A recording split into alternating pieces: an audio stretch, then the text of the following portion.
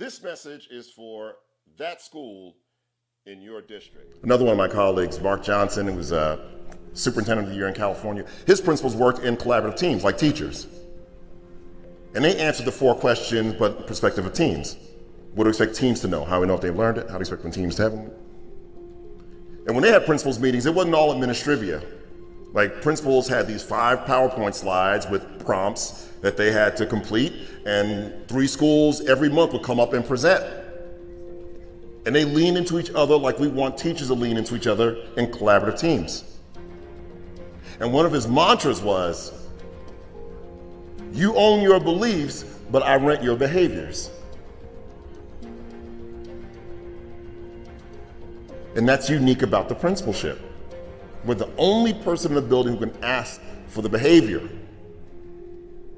And so we can't leave it to chance.